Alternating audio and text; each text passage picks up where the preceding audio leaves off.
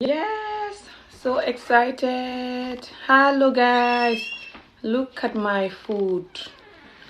So excited. Dikk leen lekk. Bismillahi. Dikk leen lekk. Tey ma togg suma favorite. Cuy kong. Cuy diwtiir kong.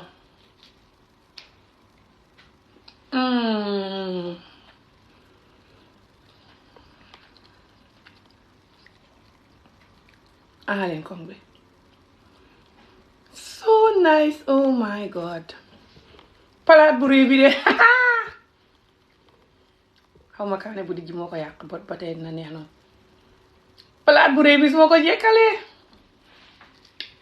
Imagine I finish all of this plate, this big plate, guys.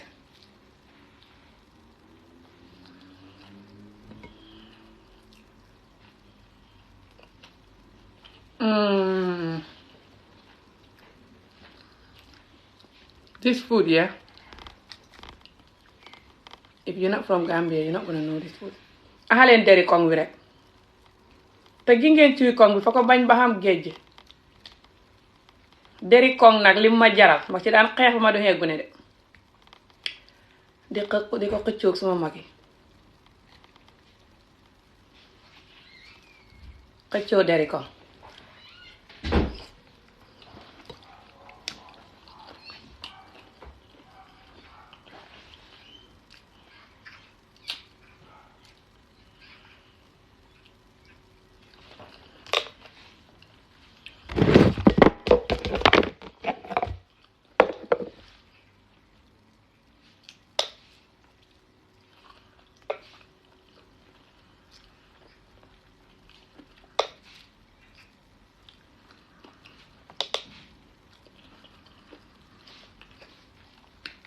Bopp kong gi mooy problème bi kenn du mën a jot maalo mi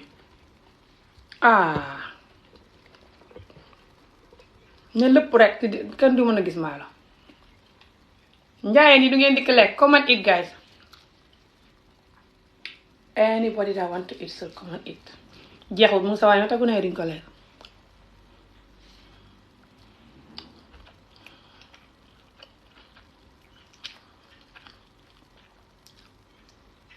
I'm using my right hand. It's not left hand, it's just the camera.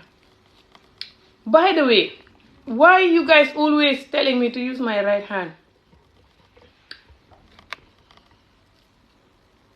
Even if I was using left hand, that's not good. That's not gonna affect the world. That's not gonna affect nobody.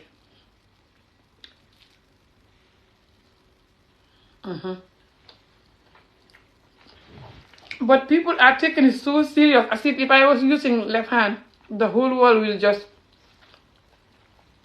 collapse because Ami Job is using left hand. Look at this. This is batanse. Ooh, this is geji. Oh my god. Right now, yeah, if you tell me you want to go to the best restaurant in the UK, or you want this, I will be offended, by the way, that they ask me that question. That question alone will offend me. Hey, how much I love this food right now, and I've not eaten it for so long.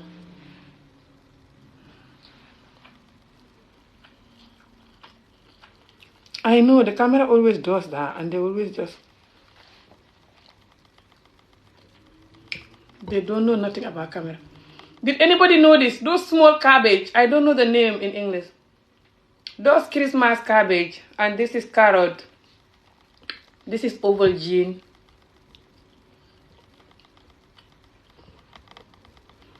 Ku ma yónnee xal bant yu xonq yooyu bologal leen ma ko may lekk manuma bolog mbala ma di ko bolog ko.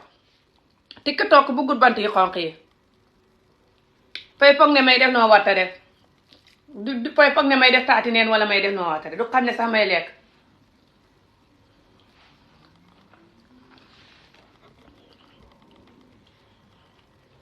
ndig lekk jarul ay bant yu xonq waaye nit ñi fañ la koy yónnee mais ni ngay rey nit. dimbale leen ma borom bant yu xonq yooyu ngeen bolok ko mbala ma dikk bolok ko. suma modérateur yi sax ñu bari laa dindi danaa leen aadaat du ne ngeen maa def dara de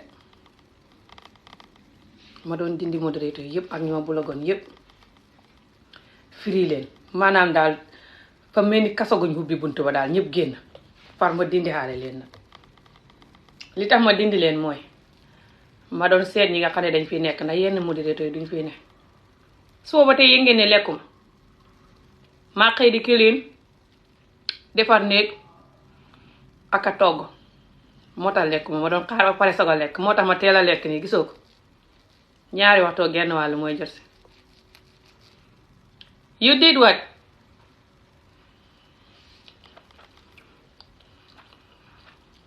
yow lii yëpp sa yoon néew si palaat bu réy bi yëpp laay lekk fooguma dinaa ko mën a jeexal te bi honest bot boppam koŋ bi ko gën a rëyal de rëyewut noonu ma ne yéen lu ci seen yoon mag mu lekk suba ba tey te su ma lekkee ni du ma lekkati ba suba lu ci yoonu nit moo ma jaaxal deru koŋ bi laay lijjanti de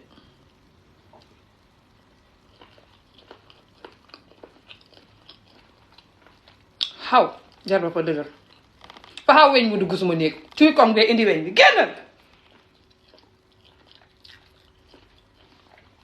te ñun fii duñuy xam weñ de bu tàngooree la weñ yi ñëw te xam nga man su may togg palanteer yi yëpp laay ubbi fa am weñ mu dugg di wuti cuy koŋ bi de ma ñëw ñu jaal ko xaw der ba fa dëgër der bi nekk si boppi koŋ bi fa dëgër xam nga ci bi def mosion ndox mu bëri bu ko yëw mel ni ku yëy deru nag wu ñor. My beautiful wife, how are you? And my children. Bi noonu bu panoy xaw maa ngi rotal maalam mi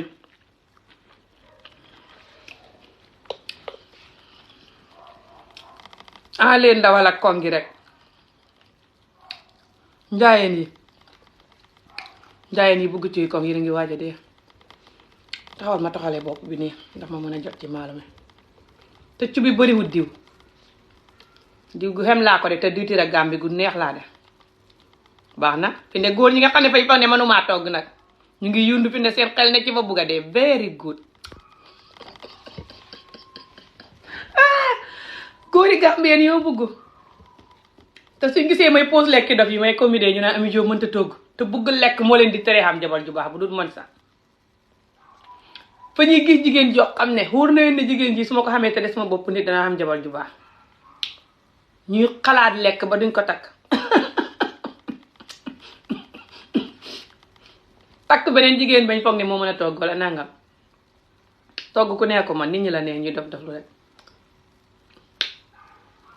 te togg ak nit ku lay understand yërëm la pare pour ngeen bil xaduna together foo xuute xam na jigéen ñoo xam ne mën nañ laa toggal xaduna si bon xamuñ mentality build family ak just know how to love you and stuff and know how to support you mentally.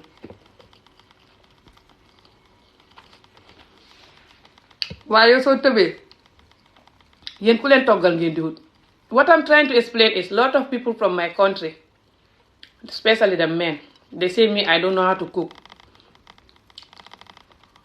because I post my comedy food sometimes, sardine or whatever, just whatever.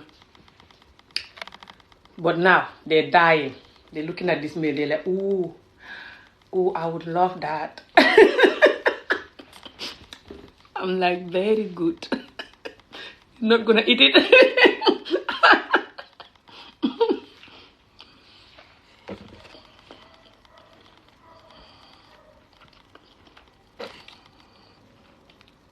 Baaraman.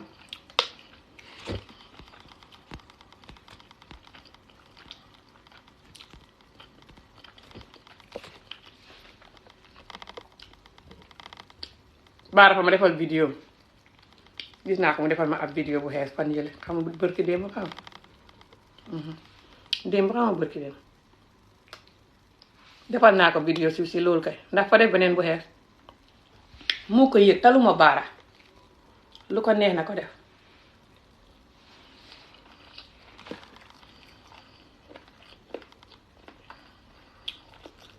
ami yow xamoo lu ma xamul lum la yàpp xanaa ndax xaw ma yàpp xam naa yàpp kay ma ko du togg lu bari ah yéen ngeen a bugg yàpp ndeysaan ngeen a bugg lekk te kaw kawe moo tax ngeen ñëw bitim réew yàpp yu bon yi ngeen di rey seen bopp xamu leen ne yàpp bitim réew du yàpp fa ñuy engrais nag yi bay xem ni pajaas ñaari fan ñu xem ni ami jóg fay rey de ah ndeke xamu leen lu tax duma koy lekk saa yu ne ngeen a fa ne man maa dof ajaleen yéen ñi may def yéen a wutul wala direeku leen ci yàpp bitim réew yi la di baxal di lekk bët bu set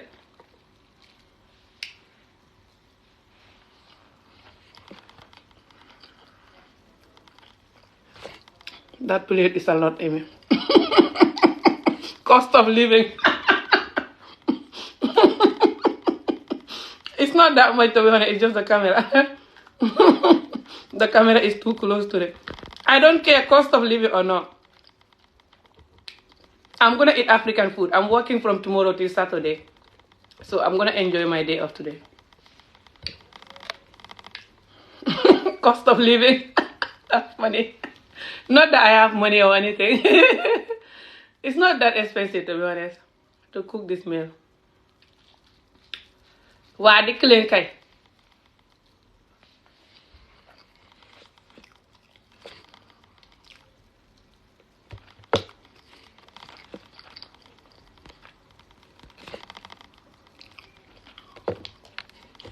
cam salte yaa mën a fen ma salte lu ma de maa day di ko lekkam lan mag mu togg ci wam de li lekk nga ne salte yow kay yaa salte ta xamadi ta xame jikkoy xaj tax nga di ma xasti ngelaw wala wokkin wi nga doon thank you very much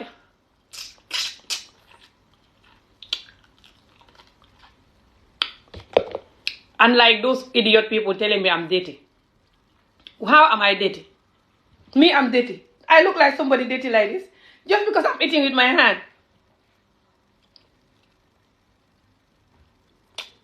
Then our tradition is dirty and our culture and our grandmothers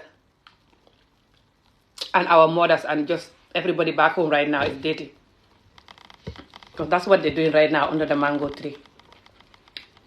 Right now when you go to my compound in Gambia, they eat this time between 2:30 going to 2:30 to 3. That's when they normally eat. They're gonna put it in one bowl and eat together. That's worse. With their hand together like this, exact food, different people surrounded and like this. kon suñu waa kër ñoo salte Gambie ndax noonu lañ ma yare tey boo demee buñ toggee ci koŋ tey nii dañ koy tiimee ñoom ñu bari di ko lekk gune yaa ak mag ñi ñëpp bokk bool ba loolu moo gën a salte ay nit di ko séddu kon yéen seen juróom-ñaari maam yee salte su màggal jotee nit ñey tiib palaat ya palaati màggal ga ñëpp a salte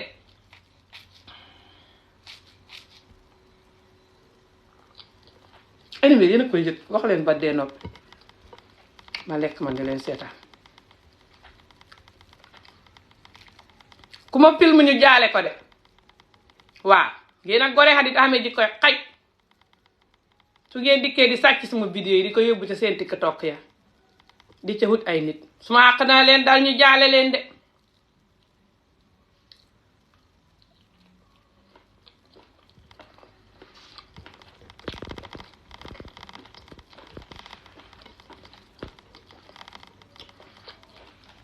fu ne su ma amoon jëkkër ba bokk ak moom su ma paree ñu dem sangu ba seet tëddi ci bëccëg gi la mu ngi taw sedd neex ba ma taxal cuuraay xam nga kañ laa am jëkkër ju baax sonn naa de jooy sax ma de jëkkër ju baax ju romantique ju mën a raay te mën a def boppam nit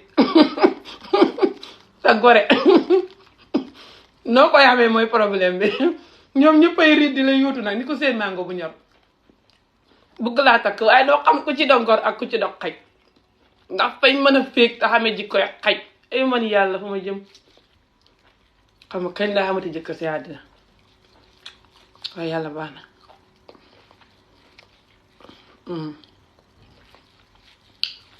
yàlla baax na. boobu comme li de. maaro maa ngi tuuru suma kaw te léegi laa sangu.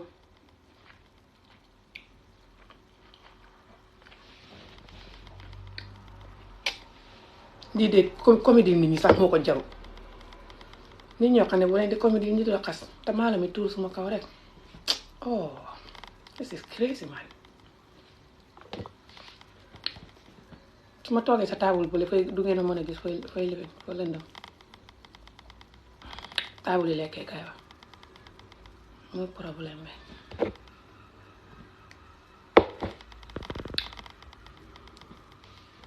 xaw palaat bi de mu ko jeexalee tey du ma ko mën a jeexal to be honest xaw ma lu tax ma yàq lu bëri lii.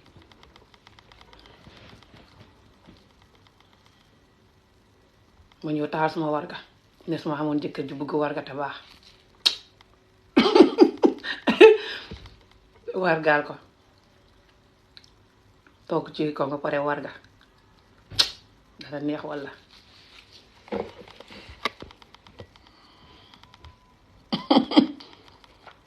The food is so good, I'm telling you, but I put too much. I can't even finish it. Ci koŋ ci def laurier benn xob rek ngay def wala ñaar nag bu ko def laurier ba mu ëpp def ci poobar def ci laaj.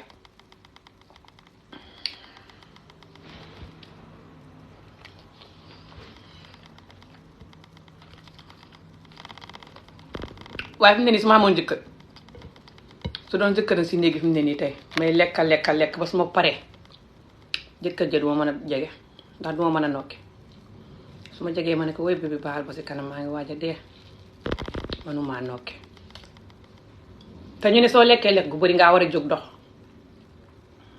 lu mat genn wàlli waxtu yooyu ñëwaat waaye toog di yeggi baaxul de.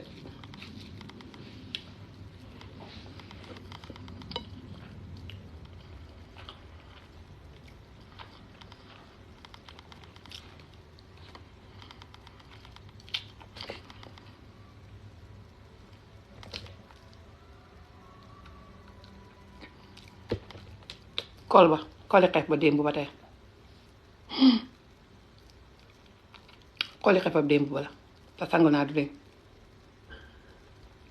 seetlu ma ko woon moo koy yëg.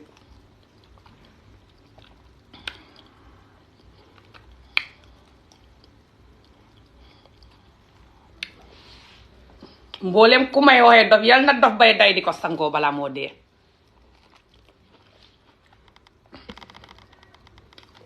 di jonkon sa ker maa ngoy day ba pare di ko riiboo gune di ko seetaan ñu ne kii de xamalu ko dof loo bu ma ko gisee ne su ma ko xàmmee ne leen su ma xàq ko dal wala ma ne ku dem fa xam lu mu def moo tax mu dof topp ma rek di ma gàngaal dof xat yi yëpp just because maa ngi comédie dañ soxot ta bon sant yàlla ma di leen comédie duñ ma support di ma xooxee dof te ñi ma xooxee dof yëpp xam nañ ne maa leen gën a wét seen juróom-ñaari maam sax xam na ko ñoo ko tey soxot te xamee ji koy xaj waaye gaañ nga ganaa sa doq ga yéenay dof bay riiboo seen day bopp yi bala ngeen a dee parce que salaatu faatiha continuer leen de di ma ko xooxee sa te seet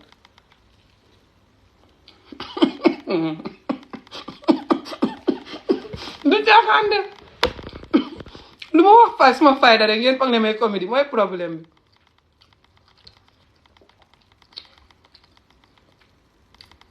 ma ne Nabou daal day jëkkatam fa am ak moom problème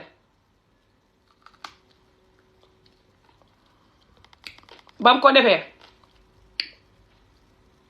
Nabou daal di ko defal ay vidéo ñëpp a jël otoom ya woy kaane gi ngeen nga ma lekk la taxawal ma lekk gaaw kaane gi fi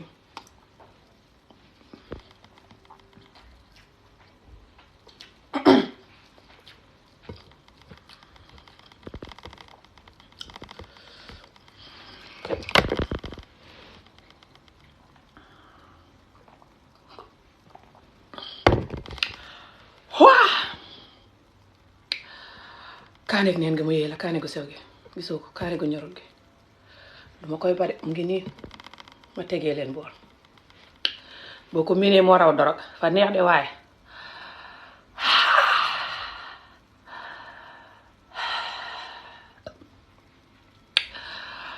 pardon me, it's the chili guys. Don't worry, I'll be fine.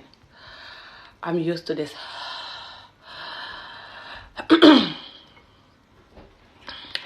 Nabou daa jëkkatam fa sàcc ay otoom mu ne ñeme na ko de gëm naa ko ba pare wat Nabou daas wat ko am set pardon me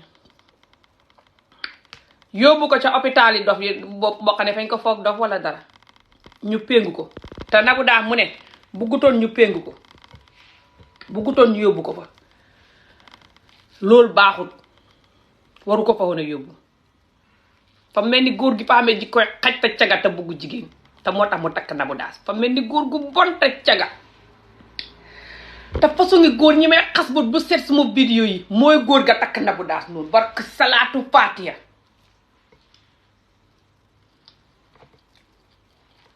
caga tey cot-coti te jigéen du leen doy surtout gune gu am yaram bu rafet ndiggalu sew kàpp yu rëy loolu mooy lan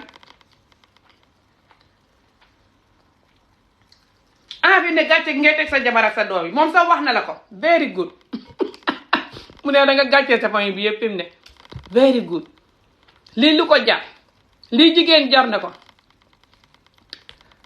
te Nabou daas bagage yi muy jaay noonu nit ñi di ko dugal seen jigéen yaay yi di ko teengal loolu du tax jigéen yaagu nga gën jigéen yeneen jigéen yi fii jigéen ju fi def sa bopp ni sa jigéen yaa ngi fay teengal jigéen yaagoo xam ne fuñ toll di ko sarse ay bagage di ko ruux ay bagage pour mu teeng borom fa deful boppam nit bu ko defoon jarul di ca ruux lu ne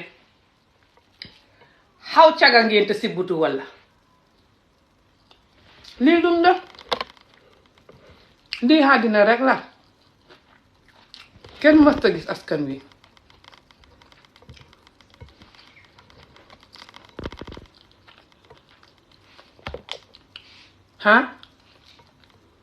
fi ne bagage yi muy jaay nii a tax fu mu wicc rek nit ñi ñëw ne fañ koy takk ak yaramam bi ni mu koy def di ko wonee ka defee te moom faalewu takk meeg tas na moo raw Ami Jóob te ndax moom ba koy def ngir view ak xaw ma nu mu koy tuddee noonu ak jaayaale bagage am yi just don't care te góor ñi koy takk surtout paa bu xam ay jabar ak ay njaboot te xamee ji koy xaj bu doon gune ko ndaw la sax ñu ne ndax rusut njabootam yeeg jabaram yi xalaatu ko tëb dugg ca Nabou daas paa bu dugg ca Nabou daas paa ak xaj la maa ko wax gis Nabou daas na mel moom mu dugg ca xaw cagata miin jigéen rek te ku dem paa boobu xam góor yaa gu rëy na subhanallah fa amee ay doom xaaral ma des ma bopp nit loolu leer na ma Nabou daas nobbu ko ci ngelaw de Nabou daas moo raw Ami Jóob bandi la du nob na bam ngelaw man sax loolu ma koy def góor yaa yi ma leen taan di ma topp am lay never du may nangoo seeg ñoom xat yi yëpp loolu lay xaar góor gu am góor yaa bu correct baax dafa jafe nag nga am ko am góor yaa bu correct baax boole ci te ngeen bëggante bokk boole ci ñett yi yëpp fa jafe am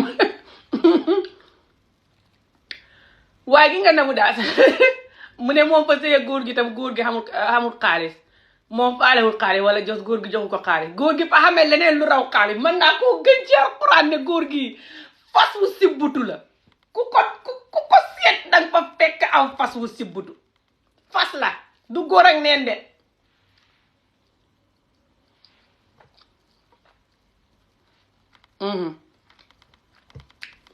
fas la ñépp xam nañ ko ngir Nabou daas mi mu dugg ci ngalam te joxu ko xaalis fas wam koy jox la te góor ga caga tabbon góor bu la yàlla joxee góor yaa ak fas nga koy respecté ndax jigéen ñu bugg góor yi buñ ko mosee duñ ko baaxee te yow sa bopp ngay xam ne koo ko jox rek du ko baaxati tax nga xamee ji koy xaj topp nit ñi di leen ko jox non ngay respect sa bopp te fonk ko te daw randu jigéen ñi ñëpp daw làqu fële mais ni ko yomb bu la nit ñi di wax ne lii lum da nga ne xam naa lu tax ne pat noonu la góor gu wét te xam góor yàggu ko rek di def xamoo loolu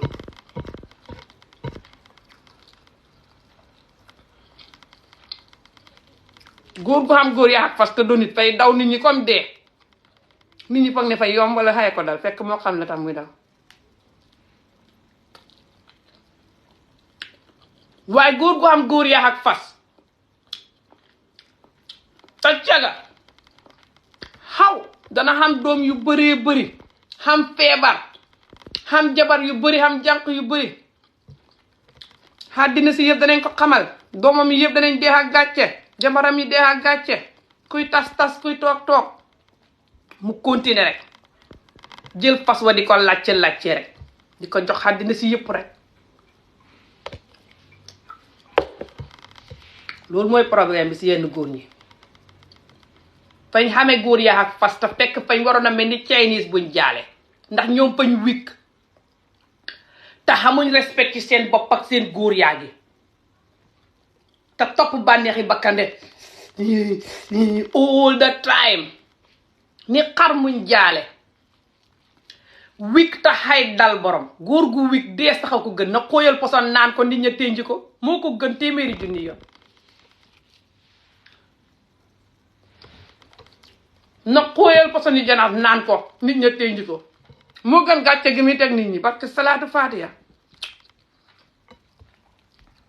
nit ña bañ koy jooy ñetti fan fàtte ko waaye déedéet fa ñuy continuer si àddina si di dund di naqadal nit ñi leen naqadal njaboot yi naqadal jabar yi naqadal mbokk yi yëpp yaay yeeg mag yeeg rakk yi ñëpp di dee ak gàcc rek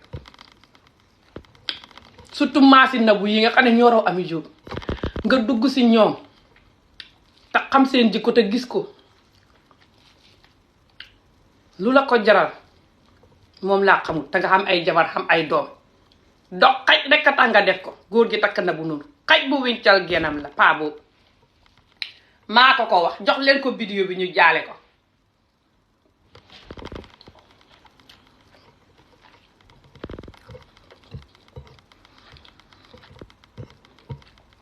palaat bi de lu ma lekk xaaj sax du ko def man de palaat bi xamoo ne fa bëree nii kenn mënu ko xaajal amu ngoog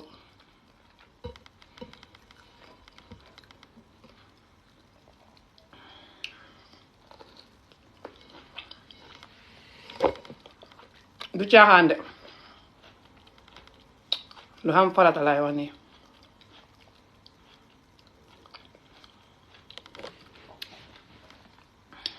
góor gu am góor yaa gu rëy te caga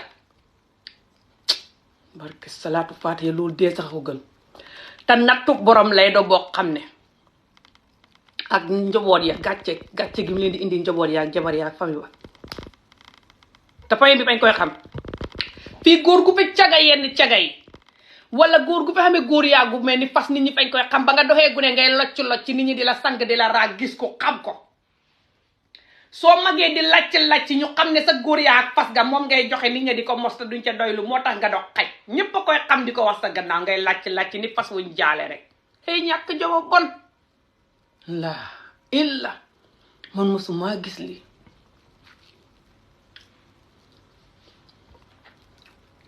di ko ndamoo man ni ma yore yow du woon nit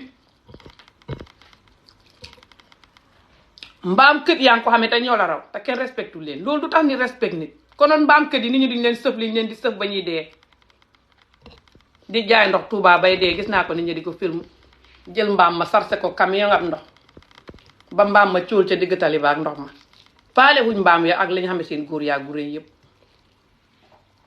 góor yaa gu rëy taxul nit ñi def la nit loolu la góor ñu caga ñi xamul ndi fa may naqadi ci askan wi le man sax suñu jëkkër yooyu laa bëgg waaye ñëw moo leen ku ma ci am ragal daw barki salaatu faatiha dama leen dee daw te su ma xamee góor gu xamee Chinese ma ne yàlla tere Chinese bi su ma xamee góor gi am li ma bëgg ma ne oh my god ba pare daw aliya taxaw ne xaw kii ku dem bu ma sëyeeg moom ñu no koy laajte ku ne mu jox ko. ndig góor ñu xam góor yaa yu rëy yi le te bon moo tax nit ñi di ragal borom góor yaa gu correct ah góor yaa gu correct nga koo war a respecter oytu te xam ne lii yàlla moo ma ko wërsëgal ma ko war a respecter oytu ndax lii ku ma ko jox borom du ko gëme waaye déedéet xame ko rek di lacc rek ni caga buñ jaale ko ta xamul jabar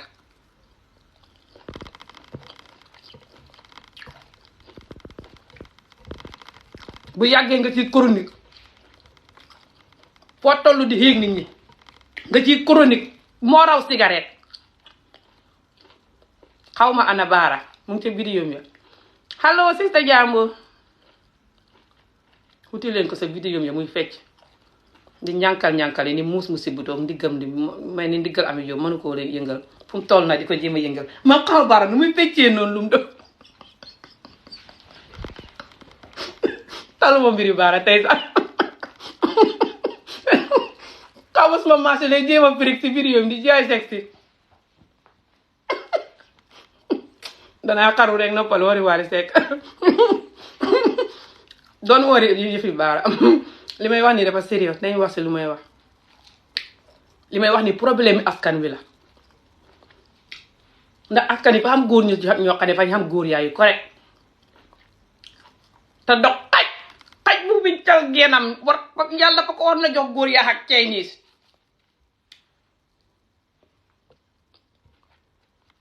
su ma duggoon yàlla góor ñu ba ñu ñëpp Chinese boo xam ne laa leen di nii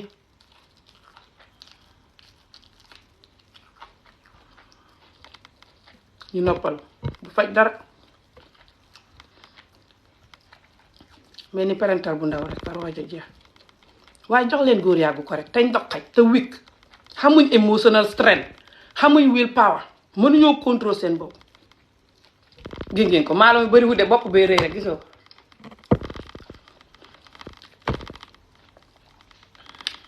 anyway yéen ba léegi ngeen di wax ne fa bëri wax leen rek fa bëri to be honest but bëriwul bëri yëpp yooyu waaye fa bëri ma ne yoonu kenn newu ci man su ma lekkee ni du ma lekkati ba suba te togg yi gune yi duñ ko lekk Fatou xam naa dina tray waaye yax yi lay bañ waaye aadi moom buggut diwtiir buggut jën du ko laal aadi tey lii jaral na ko du lekk ñetti fan waaye du ko laal bu doon lii rek ka fi ne Fatou moom bugg na diwtiir bugg na jën waaye yax lay ragal fi mu ne nii su ñëwee su yekkee soos bi rek lay laal du nangoo laal koŋ sax xanaa man ma dem jéem koo jëlal koŋ bi ni tuuti oytu yax yi defal ko su dul loolu du ko laal te loolu sama naam du ko laal du ko lekk ba tey moo tax ma defee africain lekk yoo xam ne gune yi bëgguñ ko may def palaat bu bëri parce que gune yi duñ ko lekk waaye su fekkee def naa ay ceebi ganaar loolu lañ dee gën a bëgg jërëjëf wala ma togg cu wala soosi ganaar wala aussi kori wala comme lekk yu ñu bëgg daal waaye su dee luñ bëggul la te aadi moom moo raw Fatou sax moo tane aadi du lekk lu rattax du lekk diwtiir du lekk jën ñett yooyu du ko laal xalaatu ko jaral na ko xoor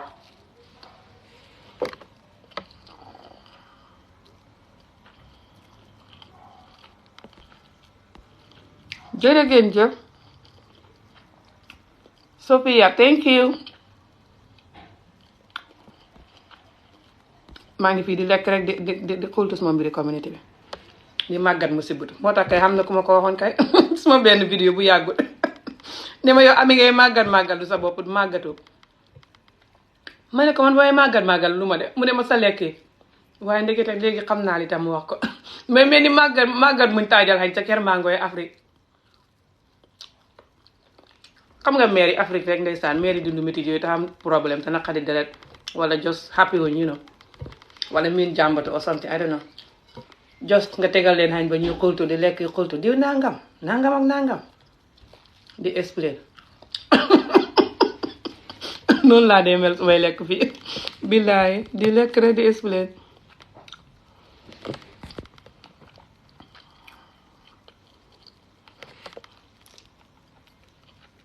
lii de foog naa sénégalais xamuñ ko cuy diwtiiri koŋ la xam ngeen ciy diwtiir waaye bu koŋ ciy diwtiir koŋ moom laay lekk ni le lii fi ne fa mel ni ko xaji màkka ci man de lii ni ma ko nammee tam neex moos lii fi ne boo ma ne woon tey ma yóbbu la ci restaurant yi Angleterre yi ba ca gën a seet rafet wala nga lekk lii boo ma ko laajee sax ma mbéj la xalaatuma dem ca restaurant lu yee ma ko gën a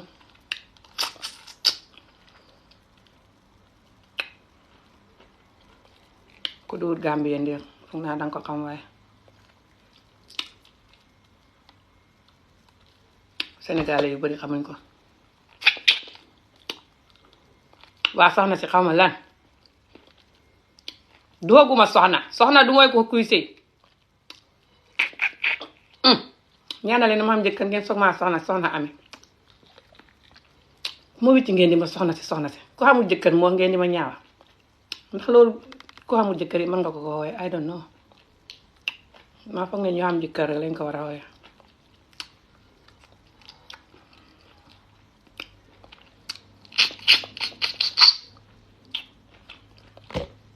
suma kaas laa xamee fii di ci dugal yax yi góor gi mel ni jëkkati Nabou otoom yam sàcc nag na ko delloo mu ne fa ko xamee ay oto fooguma ne fay fen ci oto yi leen dafa ko naqadi dafa ci xultu de na ko jox oto ya góor man barki yàlla bu ma gisee di nataali sëy ya laa xam ne góor gi baaxul barki salaatu paatiya ba ma gisee nataali sëy ya gis góor ga xarxanama man xarxanama góor gu bon rek laa mën a xàmmee li ma du suma yaram weeg suma xel gi ne góor gi baaxul góor gi foogu ma ne dana yàgg ak jigéen ji wala jigéen ji dana xam jàmm loolu rek la suma xel mi daj straight away xaw ma lan la tax xaw ma góor gi xaw ma ko xam boo barki salaatu faatiya lii la suma xel mi waxoon waxuma ne Nabou moom mooy wàllu yu bu moom mooy ku baax ki non Nabou obviously ku nekk xam ne dafa xam like stress ak just different things going on and just lifestyle bu muy jël ak stuff it's not the best for her to be honest or for the community waaye góor gi moom mag Nabou moom mooy problème bi te moo ko tey te fa xamee ji koy xaj te cagata bon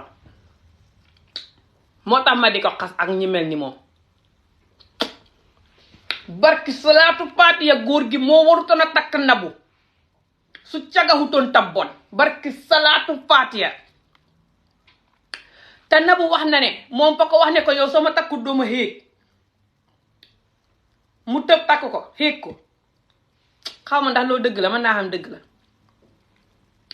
mën naa xam du dëgg waaye daal góor gi fa bon te xamee ji koy xaj te góor gi mën naa xa waat ne fa xam góor yaa gu réy gu mel ni fas wu sibutu loolu moom mën naa ko waat ci Alxuraan te gisuma ko loolu tax Nabou sëy ak moom loolu moom mën naa ko waat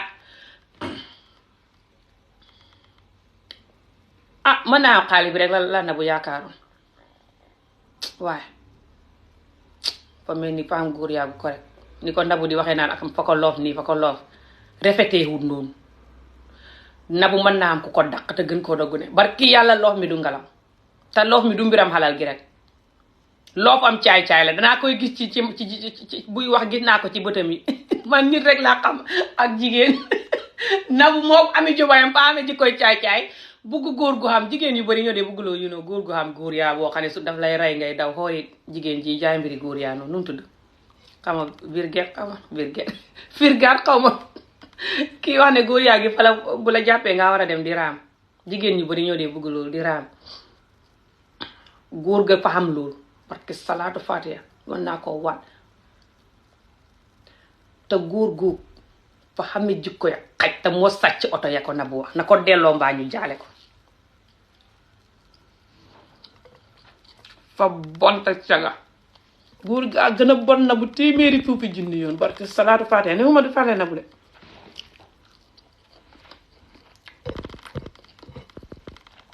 ndax li tax ma wax la ko mooy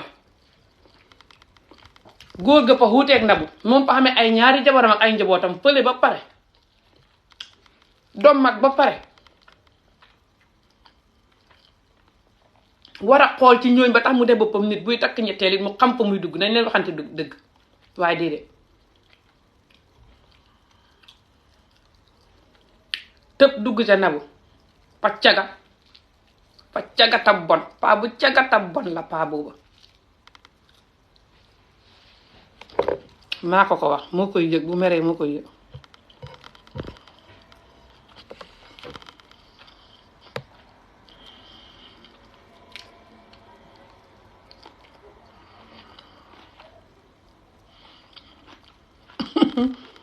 ngeen di fen du may lekk rek ami amal lan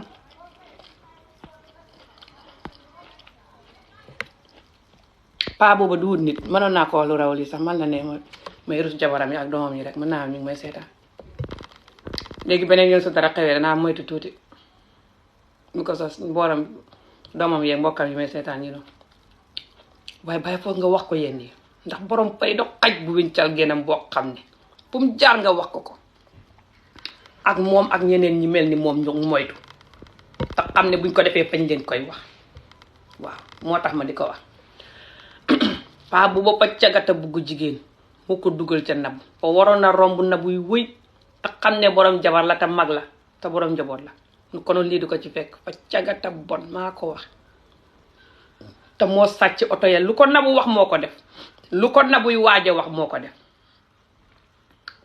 yépp lu ko Nabou wax ak lu mu koy waaj a wax yépp moo ko def dégg nga ko suma sista sax mu ne waa sista jàmbur loo xalaat ci paa bi takk Nabou nii te Nabou mu ne paa ba du ko fase mu ne sëy ba du jeex ma ne ko very good fa ko email fase ko mu ne ba mu ko emailé parce que mu riidal ni àddina si email ba Nabou ko gën a saay ko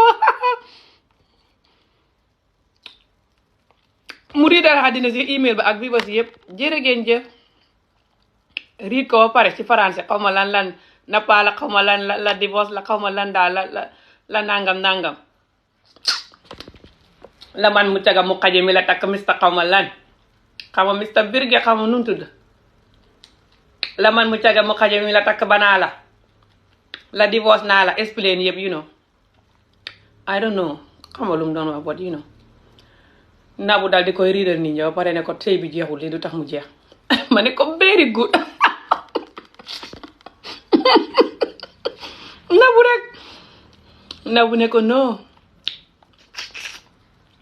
waaye paa bi dana yaru bu jógee ci lii de li ko Nabou di def baax na ci de day tax mu yaru fi mu ne jabaram yi ku dem ñu nga kontaan ba danañ rus waaye danañ kontaan ne very good baax na ci moom du fa caga man xam naa góor gu caga lu xaaxam bi ak yeneen beneen jabar bi su fekkee ñaari jabar la xam ñetteel yi muy takk wala yeneen jànq yi muy xam luñ ko def rek ñu ñëpp ñuy kontaan ba ne very good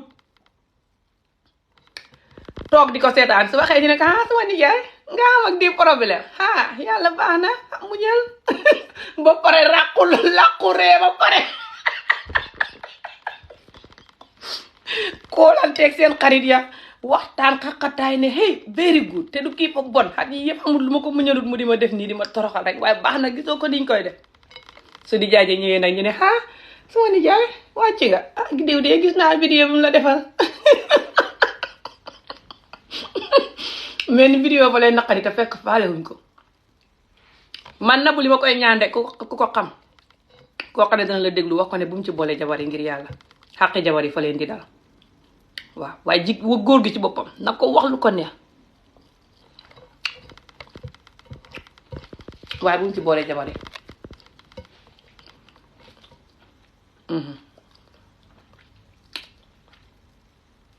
loolu rek laa bëggut bu mu ci boole jabar yi waaye nga góor gi bu ko Nabou toroxalee xas ko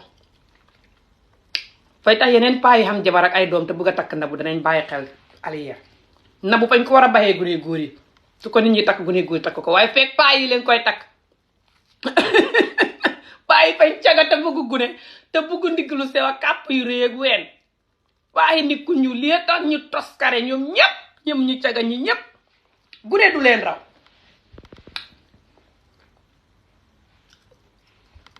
gune du leen raw moo tax ne gune yëpp di monter seen ween yeeg a monter seen kàpp yi le surtout paa yi borom xaalis yi nag dee was ministre yeeg borom xaalis yi nit ñi ci nguur geeg anybody rek paa yi Afrique yi sanay man bañ koy xëccoo gune góor yi ba gune góor yi du moo tax gune góor yi du ñu mën a xam sax jabar ju set ju clean te rafet tey naqari ndax jabar yu clean yu set yi te rafet gune yu ndaw yu rafet yi fañ ciy dugg di indi xaalis di cot-coti gune ga soo amul fayda fañ koy yàqal gune góor yi ko war a takk yépp di ko yóbbu ay hôtel ak jëndal ko ay oto lu ne ñu di ko def cagata bon te paayi Afrique yi fañ war a baggu ne fañ bëgg gune te cagata bon ñoom ñu ci bëri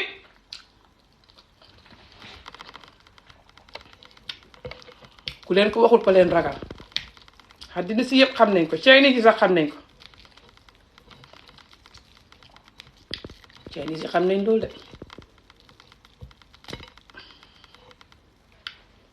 tey de àjjana laa ne xam ne sama bopp koom di lekk mais ni côté Afrique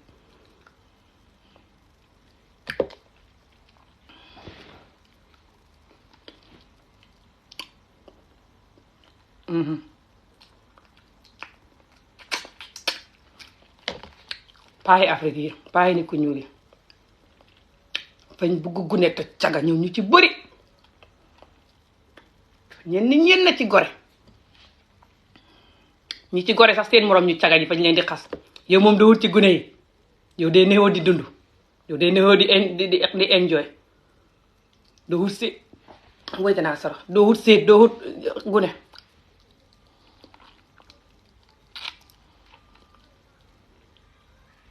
di ko def ca boppam ba ku ko bu ñàkkee fayda dugg ca te seet yi li ñuy toroxal paa yi paa yu caga yi fa ñàkk jom waaye xamul gàcce gu leen seet yi le du teg ak seen jànq jële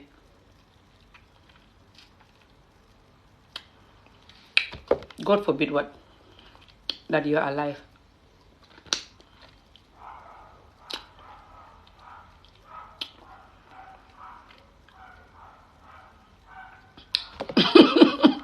you can't be God forbid you're alive because you're already alive anyway what was I saying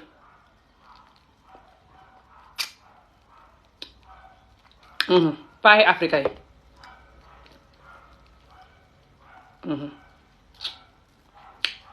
te paayi de caga di bugg gune maa si jëkkati Nabou yi ñoo dee tax gune yu ndaw yi di jàng jikkoy caay caga googu di ko def gune yu ndaw yi xam jabar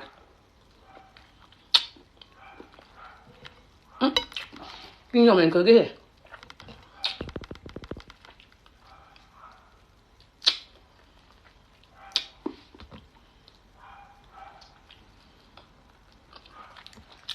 tax ñuy foog ne loolu is fine loolu is not fine de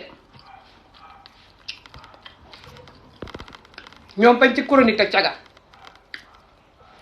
te yar seen bopp te topp xaat ba neexee àdduna te xamuñ discipline te dañ wikk te seen yaram wi moo miin different jigéen comme drogue different jigéen wala different góor nga koy miin comme drogue moo raw drogue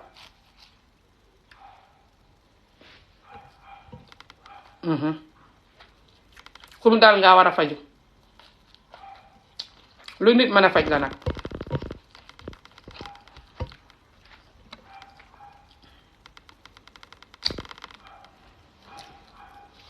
danaa jeexal palaat ba man nag palaat bu fees saa bu ma nee palaat bi fa bëri danaa ko benn wam jeex tàkk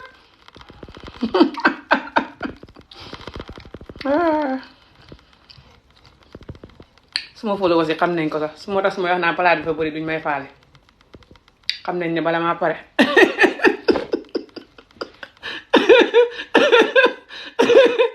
palaat ba bu feesee ba mel ni sareet sax danaa xultu di kebetu di benn ba mu jeex tàkk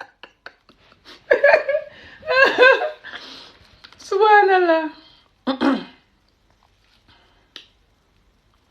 but guys this is very serious de li may wax nii paa yi bugg jigéen yi caga yi ne ci askan wi te ñàkk jom te xamee ji koy xaj ñoom ñi ko mel tout kenn du leen respect soxlawuñ respect ñoo tax njigir yi xamee jabar njigir yi góor ñi nga xam ne nekkaguñ paa ñoom ñu ci bëri di xam jànq ci paa yi lañ koy gisee ak ñoom ñu ci bëri seet bu leen neex takk ku leen neex takk di yàq seen kët yi rek di yàq seen xaaxo yi si loof bi di yàq njaboot gi di yàq askan bi di leen jàngal selfish ak topp sa bànneexi bakkan ak mbubboo yàlla suñu waxee yàlla ma ko sant te faale woo yàlla yaa ngi xam xaalis boo xam ne yàlla santul la ko yaa ngi njaaloog nit ñi te yàlla santul la ko ifin jabar yi yaa ngi leen di gënale te yàlla santul la ko yeneen ak yeneen ñu la yàlla santu nga di ko def suñ waxee nag nga tëb ci pelu ni imaam bu si butu ne yàllaa ma ko wax te yàlla waxul la ne sax soo ko deful ngay dem safara déedéet te yi la yàlla wax ne buggul ko yaa ngi ci dëkk kon yow kañ nga faale yàlla nga naa fekk te waane te caga du wut yàlla biri yàlla de te jigéen ñi xam nañ ko fañ la ko du ñemee wax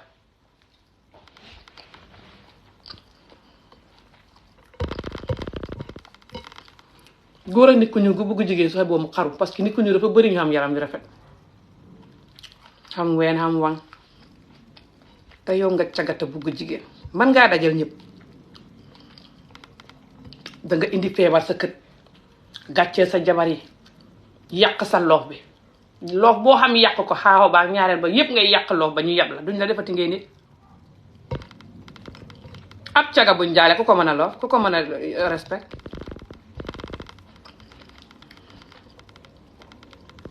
muy cot-cotee rek ni béewu si butu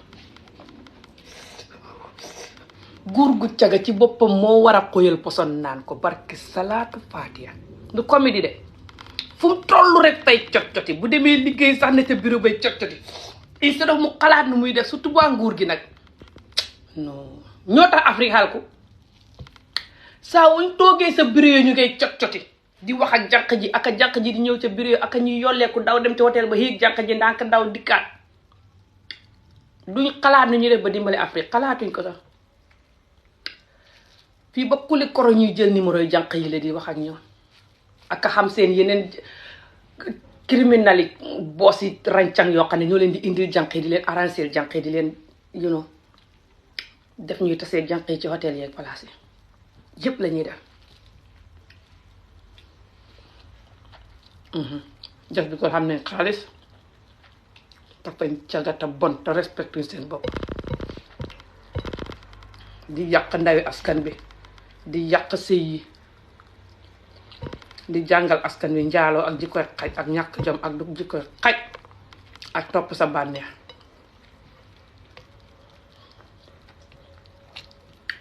noonu lañ dëkkee xat yi yëpp ñoom ñu ko mel tout maa leen ko wax bu leen naqadee nañ leen jaale ñoom ñëpp comme naqadi nga def sa bopp nit yaa koy yëg bu la naqadee yaa koy yëg weccee ko mën nga ma koo teree wax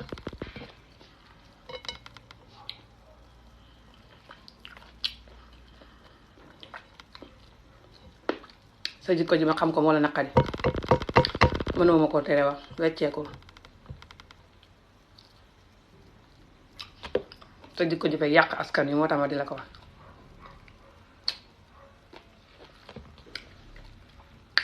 te ñoom ñoo tax gune yu bari defatuñ seen bopp nit toog xalaat bi ñu def ba am jëkkër ju baax toog say noonu fa ñuy xam ay góor ay différent góor rangale leen suñuy def business sax seen business yu ndaw yi xewal ni fañ koy booleeg téeméeri góor yu leen di verser di taseeg ñoom ci ay place ndig business la moo raw drogue di la xaalis biñ ciy jëlee kuy jaay drogue sax du ko xam ndig paa yi ñoo cagata xal ku ta bon paa yi bugg jigéen yi te tout ak ku duwut paa sax waaye si paa yi la day xëppee maa si jëkkëri Nabou bi ñu am ay juróom fukki at ni dem si kaw paa mi te xam xaalis ñoo yàq Afrique ndaw yëpp parce que salaatu fatiha du caaxaan ak comédie de ñoo yàq ndaw yëpp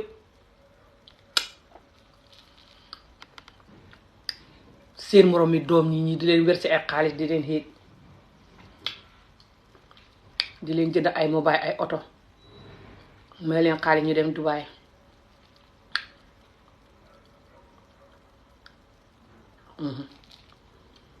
andeen nga xam yeneen góor yi mel ni maa si jëkkëri Nabou bi nga xam ne dañ lay maanaam jënd jaral na la ñuy jox la tuuti ba nga foog ne kii borom xaay la ñu ñëw nag jël si yow.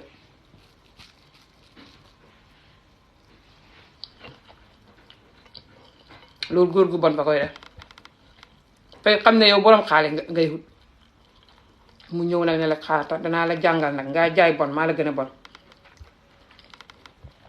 léegi fay ñëw jox la tuuti ba nga yaakaar ba ubbil ko bunti ba mu dugg muy jël si yow léegi. góor ñu bëree koy def bitim réew fii sax du caaxaan de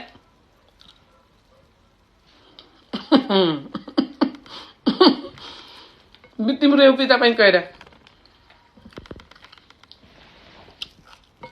surtout ñu ci xam business nii xam nga xam business taxut a xam xalal business bi léegi mu am problème xaalis wala jos nekkoo di dox wala nangam foog naa shopping bala aadi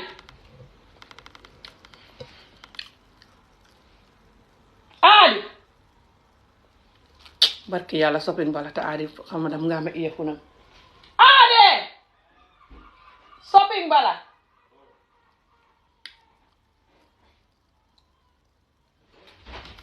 loolu du shopping ba as da shopping bala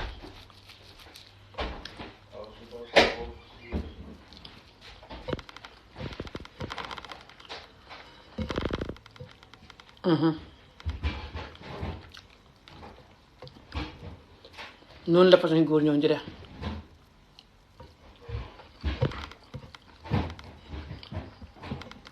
maalo ma yëpp laa jeexal man mi dama wax ne fa bëri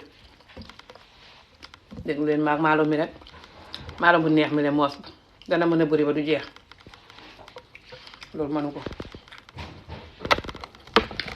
góor gu cagata bon te wikk te topp jël góor yaa xam gi jiital ko instead jiital xelam mi fa war a jënd poson xóoyal ko naan ko barki salaatu faatiha surtout bu dee mag mu amee ay jabar ak ay doom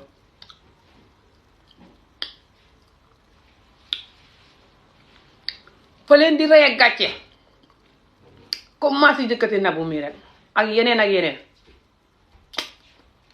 yéen fa ñuy biital jànq ji ñooñu di kool jabar ji di wax sa jëkkatoo biital wala nangam wala jos kuñ gis takk ko di defanteeg doom yeeg defanteeg yaay yeeg a gàcceel famille bi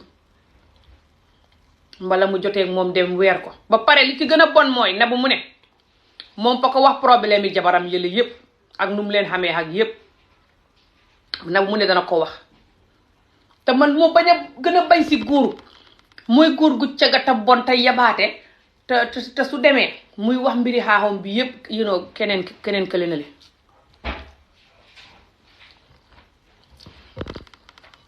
surtout bu fekkee ko gune gu ndaw la wala mu nekk ku ràncan ku vulgaire koo xam ne wóor na ne kii dana ko wax bu deewul dana ko wax leer na la loo ko koy waxee nga màndeem lan waaye yaa ko tey ngaa yeb ñëri te dox xaj waaye ñu ne seen xàq fa lay daal de yéen ñi koy def tout xàq jigéen ñu ngeen di gàcceel di leen tey xamee ay njaboot jural la ko seen xàq dina leen dal. Yes, I speak English.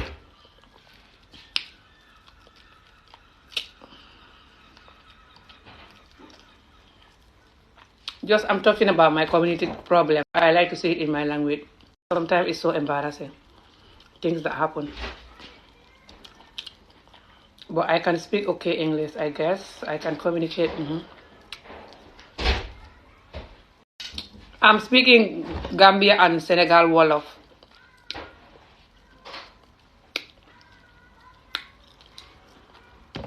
Why that person telling me to respect the food? I'm not respecting the food because I'm talking. So if I respect the food, I'm not gonna talk. How is not talking back? Anyway, you respect your food and don't talk. My food, no, I love and respect it. That's why I'm even eating with my hands. And that's why I stand there and cook it for over 1 hour. What the hell? What's your business with it? I'm done with these people. Anyway, let me go back to what I was saying in my language. Next time I'll talk in English, guys. Sorry. I'll quickly tell you what I was saying and I'll go back. I cannot tell you all, but we have this this celebrity in Senegal. She's like a social media celebrity. She called herself Nicki Minaj of Senegal. And she does like sell like body creams that she made, some handmade body creams. She have like a shop, like a boutique / shop, beauty shop. And she's called Nabou, and she sell these products, and she sell products, bedroom products, like to make the womanhood nice and tight or whatever, to make the manhood whatever, and to give you energy for bed, whatever. She says she made them herself. So she's known for that, and she's known for making videos in the social media and just selling herself and her business. And she's been married and divorced a couple of times, which is, you cannot blame her for that. That is plenty in the community because we are Muslim. Muslim people can get married quickly and can divorce quickly, especially Gambia and Senegal Muslim.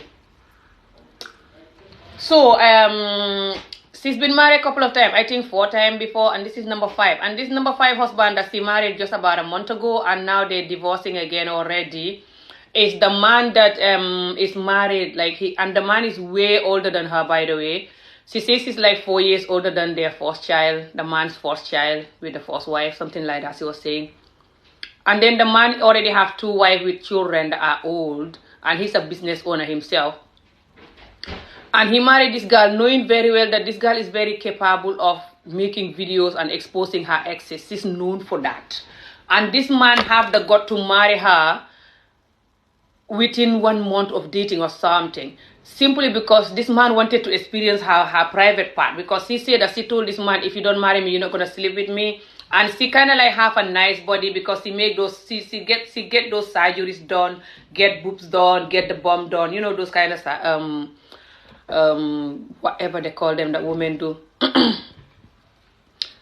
So this man married her, and then she said that the man was like, she said the man stole a couple of her cars. I don't know, 3 cars. She said that the man stole from her and has returned 1. And there's 2 of the cars that he haven't returned yet. And just the man is not who he claimed to be that lead her to marrying him. He kind of like blackmail her and pretend that his business was going on and it wasn't. And just kind of like taking from her and just kind of like jealous, trying to protect her, trying to cage her, like take her SIM cards away and just get her new SIM cards and just take her phone, trying to cage her kind of, just not, the marriage not working.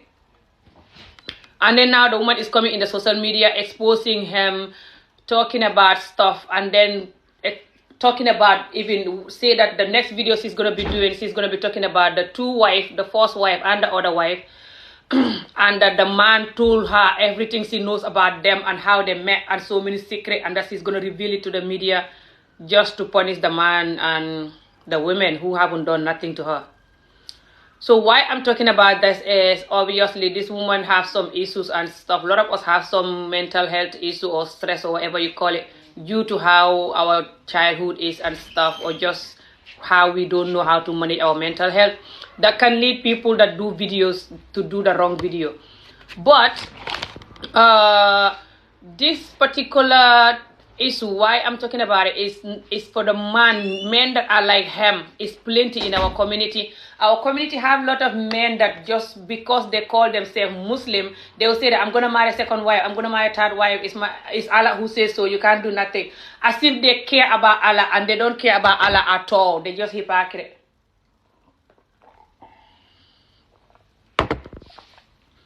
They always sleeping with people that they're not married to, which Allah tell them not to do. They earn money that Allah tell them not to earn money that way. They do so many things. It's so hard to please Allah as a Muslim. And Allah don't tell nobody that if you don't marry 2nd or 3rd wife, you will go to hell. Allah could have said that if he wanted to, but he didn't say that. It's not like if you don't do it, you are going to hell. But they always use that because they cannot control their manhood. They're weak and they just addicted to sex and hopeless. because they have trauma and pain and don't know what to do, because the community like to beat and traumatize children a lot. Doesn't matter man or woman. So, and I keep telling them all these years, this is our main problem, and they just like, they think me I'm Western minded and stuff. Because they don't read, they don't have knowledge about bringing up children or what beating the child can do and stuff. So it's just complicated, yeah. So yeah, a lot of the men that are like him, who like younger women, and they always marry this young woman, and this young woman, the marriage never lasts, and they already have 2 or 3 wives even, or sometimes 1, who is there for years with the children, and they continue to neglect her and her needs and her dignity, and they will marry this young woman, and then they will expose her, talk about how they meet her, and even talk about bedroom stuff, talk about stuff with this young woman. And then when this young woman find out that they're actually not good, this young woman will then divorce, and then will tell the whole world about this first wife. And this is so annoying to me. Like, I hate it. And this first wife, a lot of them are so depressed. I feel sorry for them. A lot of these first wives are so miserable, and the second wives too. Just miserable. Because a lot of them will always look for 3rd and 4th wife even. Especially if they have money. Especially the ones in the government. A lot of them, they just love young people in general. It's like they're so idiotic. They can't just focus on work and family like a normal human being. They always have to focus with young people and, just doing sexual stuff like a hopeless idiot. So yeah, that's why I'm just like talking about this very serious, I know. Crazy stuff happen all the time, but yeah. So that's what I'm explaining one by one, and people that are like that man to know that consequence and the damage of what they're doing to the society. So yeah. Sorry guys. Dama doon jéem a wax kii tuuti rek si li ma doon wax, damay pare si wax ji sax. I'm done with it. It's crazy. I'm just gonna finish this topic. I'm gonna end this topic. I'm from Gambia. It's not left hand, it's just the camera. It's my right hand. I cannot do nothing with my left hand. This is my left hand.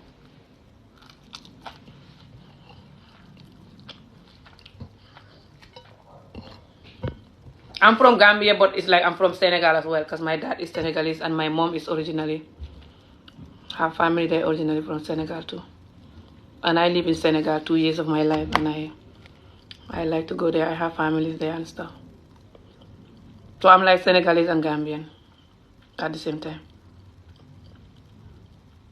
But I was born and raised in Gambia. But I left Gambia when I was 25 years old, and I've been living here for 16 years now in Scotland. Do you live in Gambia, and do Americans need visa to go? I don't know. You can look it up. I don't think so. Xam ngeen ne American dañ war a xam visa pour ñëw Gambia. I have a cold last week, guys. It's still not 100% clear yet.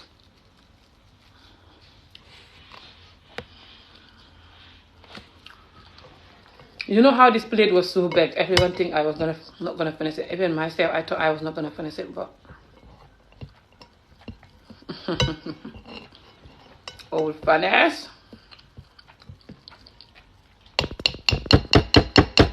But I'm not gonna eat it tomorrow after this. I do like this 1 meal a day thing, and it's working for me.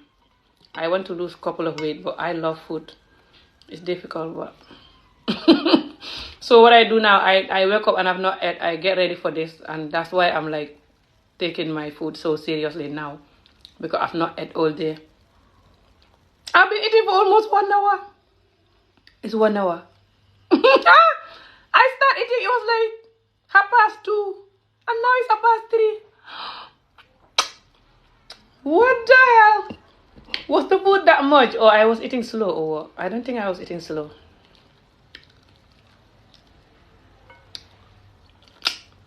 Whatever.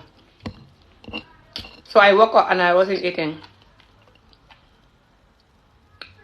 I was getting ready for this food, which is why I'm taking it serious, eating like this, because this food I've not eaten for so long, and I love it. If you're from Gambia, you will know this. It's called Chu Diu Tir Kong.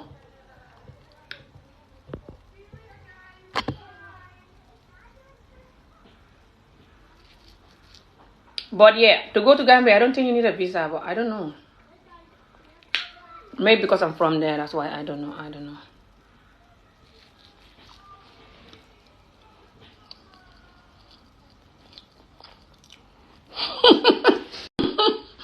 True. The slower you eat, the more you can eat.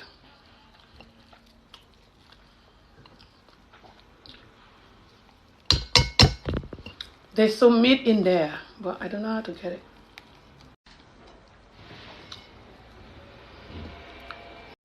You see this? Look at this. I told you.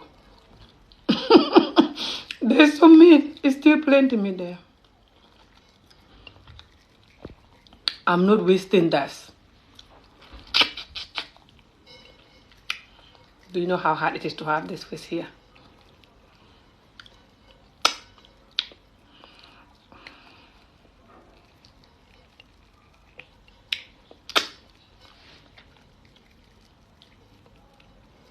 And people who say me I'm dirty because I eat like this. How is this dirty? So when you use a fork and knife, that's clean. I think some people, their fingers are dirty. That's why they're saying that. Because I don't know what they do with their hand anyway. But my hands are clean. So thank you very much.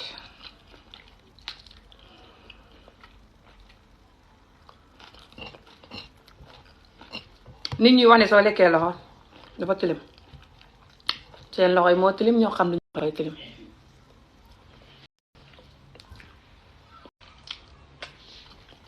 ba xam ñu bëgg a ñëw.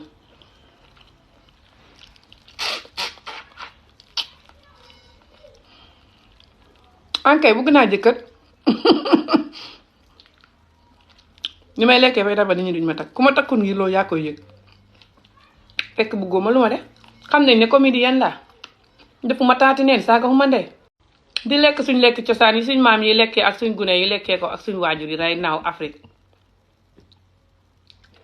Oh my god, this makeup thing on my eye, the glue from the eyelash, it's not gonna come.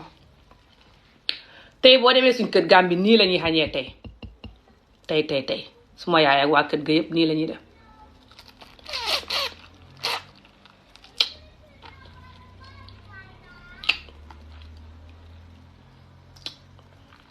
kon man su may def loolu ngay wax ne bëgguma jëkkër wala lekk gi taxul nga wax ko lu tax nga wax ko li ma sëyegut moo tax nga wax ko du ne bëgguma de maa xam façon ngi jëkkër ji may xaar sëy yomb na waaye ku mën a ne ci sëy moo yombut muy góor muy jigéen ku mën a nekk ci sëy bu xam jàmm sëy rek yomb na waaye sëy bu xam jàmm moo jafe te loolu laa bëgg bëgguma ne di sëy di tasaat continuer di tas rek you know moo tax bon it's not like bëgg naa kay tamaa sonn bi ko du may nekk di farantoo ko def yëf soo dama dee sonn bu ko dee you know nam moo xam jëkkër toori gaay bot nu may def ndawal ak kongaa ngi nii fii moom laa bëgg a dindi fay laqat. There's some meat there but no one can get it. There's no way it's gonna come out. What the hell, man? Come out. That's my 20 pound I used to buy you idiot.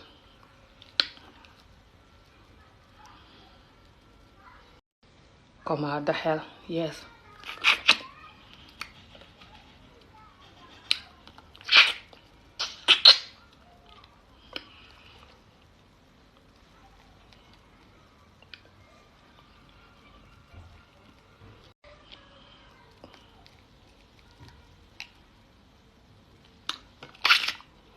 I want to take out all, but I better leave it, guys. I get almost everything anyway.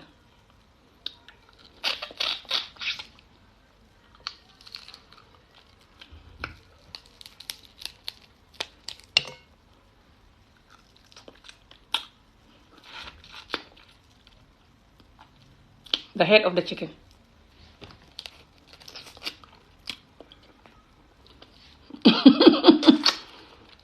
When I was young in Africa, we used to fight over the head of the chicken. My mom will cook the chicken and the chicken head and the legs, everything together. And my little brother will just always take it. The moment we start eating, he will take the head and the legs and hold it like this and save it there. And then start eating with us. When we finish, then he will have this. We're like, what the hell? Put it down. And we all share it. He's like, no.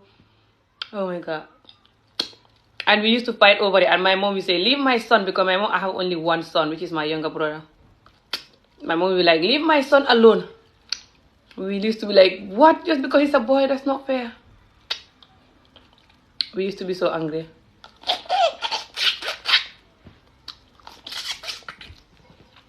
Growing up, but yeah.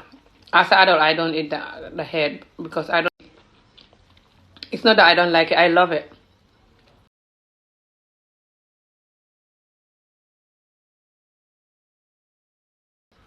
I feel so evil now for saying this. Leave all together then. Thank you. I am so the chicken. For people who are not vegan and be like, poor chicken brain is so nice. Yura ganar fa neex. Look at the meat. Waaye fa neex de. Waaye depuis time xale suma yaay comme ni ko xàngale di tuddee bread. So defar ko mu baax léegi mu jël tànk yi dugal ko ci biir bopp bi. Lay ko biggéey mi ngi dugal di lekk ak ñun ci bool bi. Suñ paree mu xamee fii bopp bi. Léegi ñun dañ ko daan wax ne ko tegal bopp bi ñu séddoo ko. Saa wu suma yaay toggee lii rek bopp bee tànk yi yow yaa koy lekk. Suma yaay ne ko nañu baleen ko suma doom ju góor la. Xam nga Afrika rek ni meeri day def. Moom mooy suma góor man moom rek laa xam ci góor baleen ko lu ko nee def. Dañ ci daan mer. Boppi ganaar. Loolu duma ko fàtte. Waaye fii kay duma fi togg boppi ganaar. Duma koy gis moo tax it's not like ma ko bañ bo. Su ma ko gisoon tam duma dem di jënd boppi ganaar jaralul ma dem jënd boppi ganaar no balaa caag ma jënd xeel yi nag moo ma ko gënal dem jënd boppi ganaar rek bay boppi neen ñoo baxal ko no loolu suñ ko doon jaay tam duma ko def. Even if they were selling chicken head I will not buy chicken head but I can buy fish head. I love fish head boppi jën moom mën naa koo jënd but chicken head I will not just go and buy chicken head. That's ridiculous. I will not do that even if they were selling it here. Just fish head alone, chicken head alone or chicken legs. I saw chicken feet, I saw people cooking the chicken feet. I'll never buy that. Chicken feet alone. I'm like, what the hell? There's no point cooking the feet alone. There's no meat on it or anything, but yeah. Growing up, I have experience with that.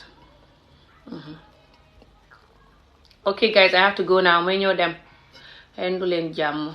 May ñëw dem tuuri yax yépp raxas yépp. Ñëw teg suma ataaya mun naa am dinaa ñëwaat ñu ataaya I don't know. Okay, guys? I might come back later on when I wash my hands and everything. I'm gonna do ataya. I might come back for us to do ataya. Okay, guys, I have to go now. I have to take this. Danga salte torop sa jëkkër yaa laa yërëm. What the hell billahi. Yow yaa mën a duul ba ma saltee lu ma de maa day di ko diwoo. Kon yow sa maam yi seen waa kët ñépp a salte parce que yow soo duwee sénégalais wala gambien wala africain lii la sa cosaan xam lii li ci ne lekkee loxo loolu moo ma tax a salte yax yi ma doon yéen nii moo tax ma salte yax yi ma doon ma caan kon kay jaru may lekk koŋ bi gannaaw koŋ bi léegi fa salte ndax yax yi di seen koŋ bi la ngeen a nàppiq te dox xaj te mën a xaste waaye danaa leen bolog ñu jaale leen taxaw leen ba ma ñëwaat ba bay warga rek waaw maa ngi ñëwaat ci kanam ñu warga ku fi dugg te waxul lu mu war a wax ma bolog ko ñu jaale borom yow ku la gis xam ne góor gu xam xel mu salte nga tab bon ku dem nga mel ni jikkati Nabou daax mi ma doon wax fii moo tax sa xol bi dagg. góor gu salte mooy góor gu caga fu mu toll cot-coti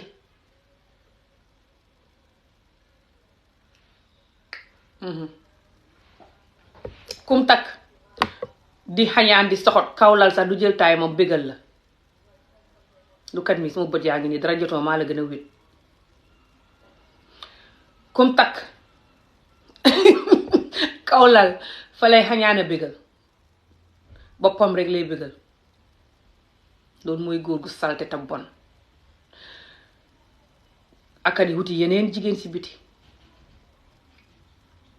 di fen di naafeq di soxot mën a defante nay bon dox xaj rek aka mbubboo yàlla su buggee nga def dara mu ne yàlla nii su paree sànni yàlla fële moom def leneen you understand loolu mooy salte te loolu la góor ñi mel ni yow mel soo tukkul sa xaj te soppi sa jikko ji horititi moom laa la gisee nga naa ma yow ngaa salte taw sa jëkkër laa yaram